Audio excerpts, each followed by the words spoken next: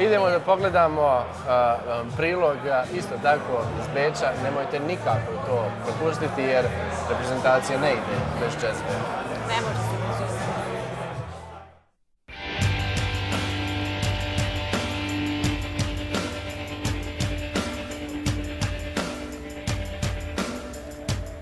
Bosanska kafa je dio bosanskog identiteta. Ona je simbol Bosne i Hercegovine i dio tradicije koja se prenosi generacijama.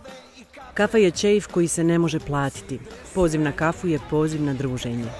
Vlasnik najveće džezve na svijetu je bosansko-hercegovačka firma Vispak. Za 10,5 godina koliko postoji Vispakova džinovska džezva, u njoj je ispečeno više od 132.000 litara kafe, za što je utrošeno više od 13 tona kafe Zlatna džezva. Kafa se pravi na tradicionalni bosanski način, naspijemo vodu, hladnu, normalno, potpalimo plin, voda prokuha, kad voda prokuha odsmijemo 10 litara vode, stavimo kafu, ponovo voda provri, odnosno baci ključ, zalijemo onom vodom koju smo već odli i kafa je gotova, spremna za degustaciju. Vispakova Guinnessovka u slavnu knjigu ušla je 2004. godine, nakon što ju je sa saradnicima napravio sarajevski majstor Nasir Jabučar. Za ovu džezvu je potrebno 62 kg naravno zlatne džezve, a ima 8.000 finđana. Za više od 10 godina postojanja, džinovska džezva je obišla cijelu Bosnu i Hercegovinu, veći dio Evrope i uže regije, a stigla je i u daleku Kinu, predstavljajući našu zemlju na svjetskoj izložbi Expo 2010. Vispakova Guinnessovka 28. marta je predstavljena u austrijskom Lincu, 29. marta u Gracu, a danas na dan utakmice i u Beču.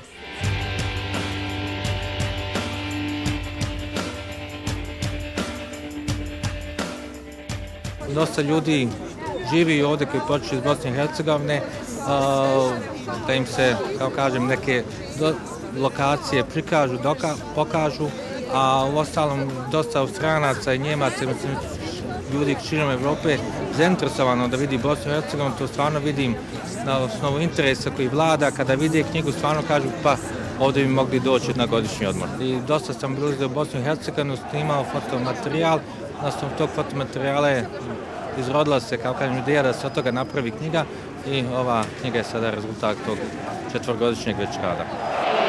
Bosna je tu, Bosna je tu, nosim je u srcu.